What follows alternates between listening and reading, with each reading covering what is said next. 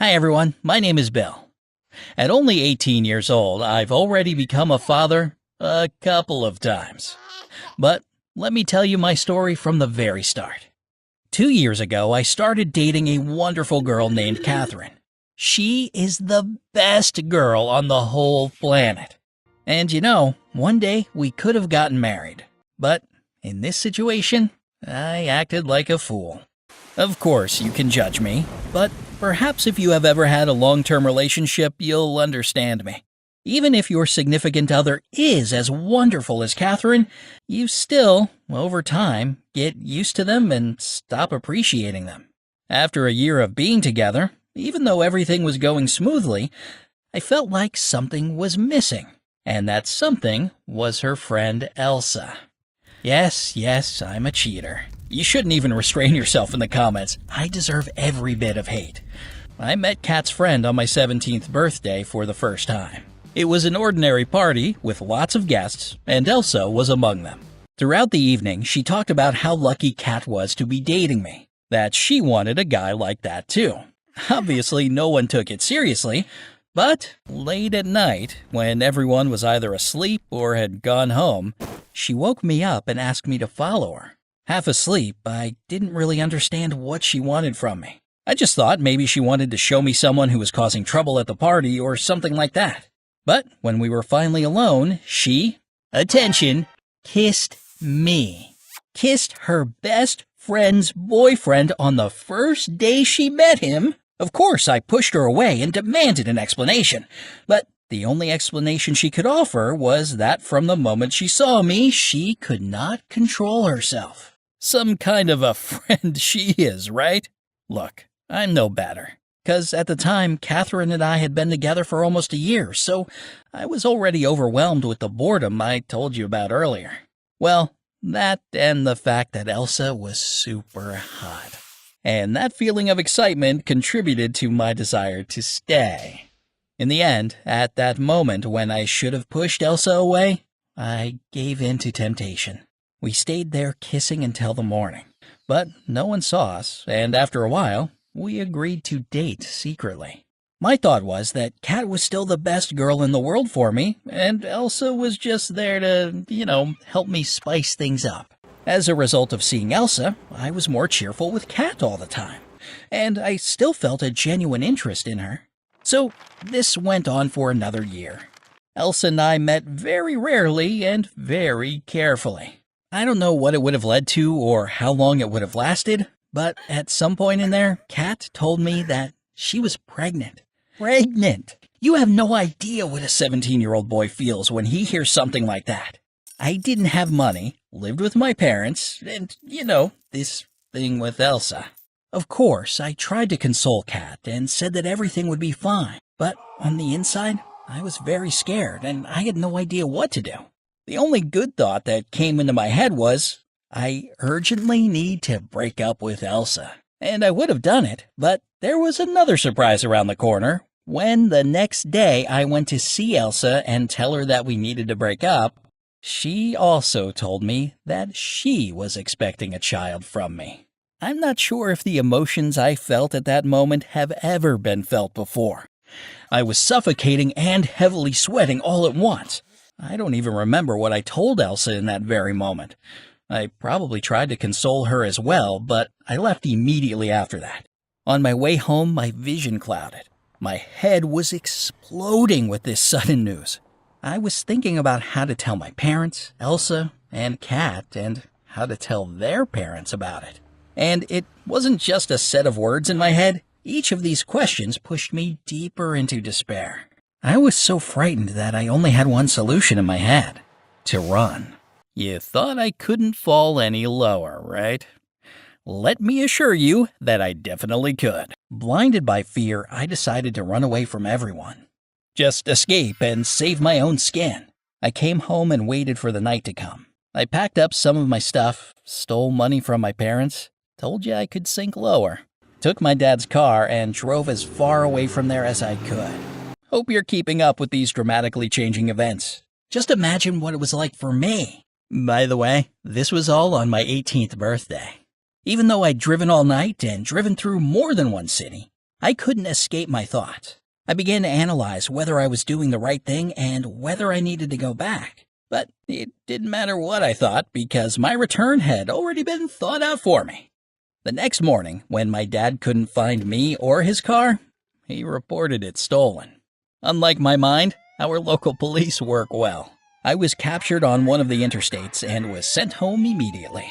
There were no problems with the cops because I was driving sober and had my license on me. But I knew there would be something far worse at home. A conversation with my parents. I'd been thinking about whether or not I should tell my parents the truth for a very long time. But when they started asking me about everything that had happened, I cracked. And naturally, they were frightened. I'd never seen my parents so disappointed. I'm such a bastard. In a couple of minutes, when they were able to talk again, they began to yell at me and said that if I'd done something that stupid, I was going to have to be responsible for it. They told me to forget about college and start looking for a job to support 2 families at once. And most importantly, I had to tell my 2 girlfriends about all of it. I was still very scared, but talking to my parents set my mind straight. If before that I had only thought about ways to avoid responsibility, after talking to them, I was prepared to accept it. Oh, Kat, my dear Kat. During my brief absence, I had 128 missed calls from her, and a couple from Elsa. Long story short, I invited Elsa and Kat to my house and told them everything. I was surprised by Elsa's reaction. It was as if she was completely ready for this. Apparently, she knew what she had agreed to when she started dating me. But Catherine, to find out that your friend was pregnant with your boyfriend's kid? At first, she was hysterical, but when she realized how badly I had betrayed her, she looked at me as if I were dead to her. This hurt the most for me. I said I'd take care of them, but Catherine didn't care. She just got up and left in tears. After that, I, of course, tried to reach her many times. I called her, I went to her home, but her parents, having found out about everything, forbade us to communicate with each other. Every time I approached her house, they turned into a 2-headed Cerberus, not allowing me to get close. Anyway, I was hoping that one day they would change their minds and allow me to help Catherine and our baby. And, well, Elsa stayed with me. Everything had settled down and become routine. I started to work as a waiter in a cafe, but I was promoted to manager in just 3 months. Almost all my salary was set aside. Half for Catherine, half for Elsa. Actually, it was much less stressful compared to what it was in the beginning. I just worked during the day and hung out with Elsa in the evening. And, everything calmed down. But you see, time passed and Elsa's stomach didn't grow. The first couple of months, I knew that there would be no dramatic change. But when nothing is going on after 4 months, that seems kind of strange. So I suggested that she go see a doctor to check and see if the baby was okay. But she didn't want to. Of course, I insisted. Knowing that the tests would reveal the truth, she decided to confess. It turned out that she had never been pregnant. She just didn't want to lose me when I told her I wanted to break up, so she lied. How can you even lie about something like that? I was furious. I could have yelled at her and called her names, but I didn't want to interact with her at all once I found out the truth. I told her to never come near me or Catherine again and left. On the bright side, when I started to think about it, a huge weight that I was carrying on my shoulders had suddenly disappeared. It helped me realize that I really loved Catherine, and more than anything, I wanted her back. I spent all day after work by her house, but her parents would still not let me see her. Sometimes I saw her through the window, but the only thing she did at those times was to indifferently glance at me. This went on for several months, but one day something happened. Around the 6th or 7th month of her pregnancy, as I was casually, or depending on your perspective, creepily, watching her through the window, an ambulance arrived at Catherine's house. Catherine was carried inside and taken to the hospital. Naturally, I panicked. Thank God I had a car so I could go straight after the ambulance. I got to the hospital even earlier than her parents did, but the nurses wouldn't let me see Catherine. When her parents arrived, they were my only bridge to information. I almost cried, and I apologized for everything I had done and begged them to tell me something. But they were shocked as well and didn't know anything yet. Catherine was being taken into an examination room. The couple of hours she spent in that white office felt like forever for me. Thank God when the doctor came out to share the results, I was near her parents and I could hear everything. Everything was okay, and you'll never guess why she got sick. It turned out that her body was just getting used to the fact that she was pregnant, wait for it, with twins. Can you imagine? After everything, I'm still going to be a father twice. But this time, I was very happy about it.